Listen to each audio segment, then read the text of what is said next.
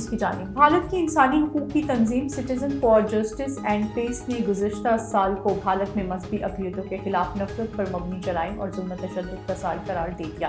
بھارت کی انسانی حقوق کی تنظیم citizen for justice and peace نے بھارت میں مذہبی اقلیتوں کے ساتھ ظلم و تشدد کا سال 2022 کے عنوان سے سالانہ رپورٹ جاری کی ہے۔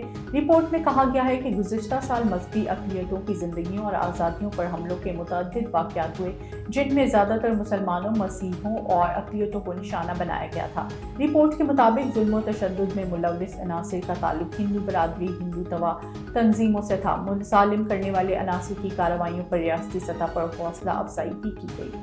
ایران کی عدالت نے بیلجیم کے ایک امدادی کارکن کو جاسوسی اور اسمگلنگ کے الزام میں جرم ثابت ہونے پر 40 سال کی قید اور 74 کروڑ کی سزا سنا دی۔ غیر ملکی خبر رسائی ادارے کے مطابق اولیور کاسٹیل کو 4 الزامات میں مجرم پایا گیا، جن میں جاسوسی سرگرمیاں، امریکہ کے ساتھ ملی بھگت، کرنسی کی اسمگلنگ اور منی لانڈرنگ شامل ہیں۔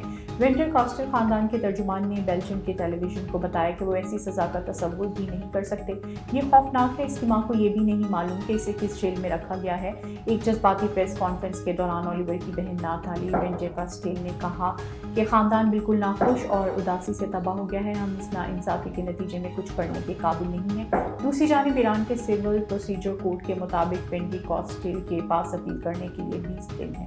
افغانستان کے دارالحکومت کابل میں خودکش حملے میں 20 افراد ہلاک اور متعدد زخمی ہو گئے۔ غیر ملکی خبر رسائی ایجنسی کے مطابق کابل میں دفتر خارجہ کی عمارت کے قریب خودکش حملہ آور نے خود کو دھماکے سے اڑا لیا، جس کے نتیجے میں 20 افراد ہلاک اور متعدد زخمی ہو گئے۔ کابل پولیس کے ترجمان نے خودکش حملے میں ہلاکتوں کی تصدیق کرتے ہوئے کہا کہ فورسز جائے حملے پر پہنچ چکی ہیں اور امدادی کارروائیاں جاری ہیں۔